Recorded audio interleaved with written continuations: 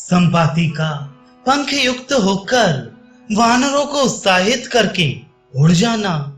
बातचीत की कला में चतुर महर्षि निशाकर ने ये तथा और भी बहुत सी बातें कहकर मुझे समझाया और श्री राम कार्य में सहायक बनने के कारण मेरे सौभाग्य की सराहना की।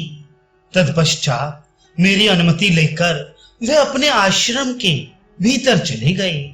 तदनंतर कंदरा से धीरे धीरे निकलकर मैं विंध्य पर्वत के शिखर पर चढ़ आया और तब से तुम लोगों के आने की बाट देख रहा हूं।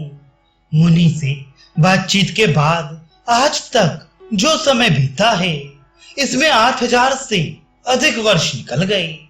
मुनि के कथन को हृदय में धारण करके मैं देश काल की प्रतीक्षा कर रहा हूं। निशाकर मुनि महाप्रस्थान करके जब स्वर्गलोक को चले गए, तभी से मैं अनेक प्रकार के तर्क वितर्कों से घिर गया। संताप की आग मुझे रात दिन जलाती रहती है। मेरे मन में कई बार प्राण त्यागने की इच्छा हुई, किंतु मुनि के वचनों को याद करके मैं उस संकल्प को टालता आया हूं। उन्होंने मुझे प्राणों को रखने के लिए जो सम्मति दी थी, वह मेरे दुख को उसी प्रकार दूर कर देती है, जैसे जलती हुई अग्निशिखा अंधकार को। दुरात्मा रावण में कितना बल है, इसे मैं जानता हूं। इसलिए मैंने कठोर वचनों द्वारा अपने पुत्र को डांटा था कि तूने मिथिलेश कुमारी सीता की रक्षा क्यों नहीं की। सीता का विलाप सुनकर और उनसे बिछड़े हुए श्री राम तथा लक्ष्मण का परिचय पाकर तथा राजा दशरथ के प्रति मेरे स्नेह का स्मरण करके भी मेरे पुत्र ने जो सीता की रक्षा नहीं की, अपने इस वर्ताव से उसने मुझे प्रसन्न नहीं किया, मेरा प्रिय कार्य नहीं होने दिया।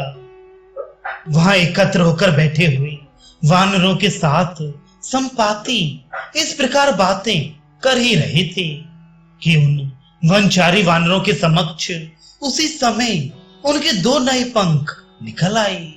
अपने शरीर को नए निकले हुए लाल रंग के पंखों से संयुक्त हुआ देख संपाति को अनुपम हर्ष प्राप्त हुआ। वे वानरों से इस प्रकार बोले, कपिवर अमित तेजस्वी राज ऋषि निशाकर के प्रसाद से सूर्य किरणों द्वारा दग्ध हुए मेरे दोनों पंख फिर उत्पन्न हो गए। युवावस्था में मेरा जैसा पराक्रम और बल था, वैसा ही बल और पुरुषार्थ का इस समय मैं अनुभव कर रहा हूं। वानरों, तुम सब प्रकार से यत्न करो, निश्चय ही तुम्हें सीता का दर्शन प्राप्त होगा। मुझे पंखों का प्राप्त होना तुम लोगों की कार्य सिद्धि का विश्वास दिलाने वाला है। उन समस्त वानरों से ऐसा कहकर पक्षियों में श्रेष्ठ संपाति अपने आकाश गमन की शक्ति का परिचय पाने के लिए उस पर्वत शिखर से उड़ गई। उनकी वह बात सुनकर उन श्रेष्ठ वानरों का हृदय प्रसन्नता से खिल उठा।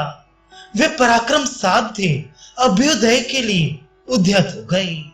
तदनंतर वायु के समान पराक्रमी वे श्रेष्ठ वानर अपने भूले हुए पुरुषार्थ को फिर से पा गए और जनक नंदनी सीता की खोज के लिए उत्सुक हो अभिजीत नक्षत्र से युक्त दक्षिण दिशा की ओर चल दिए।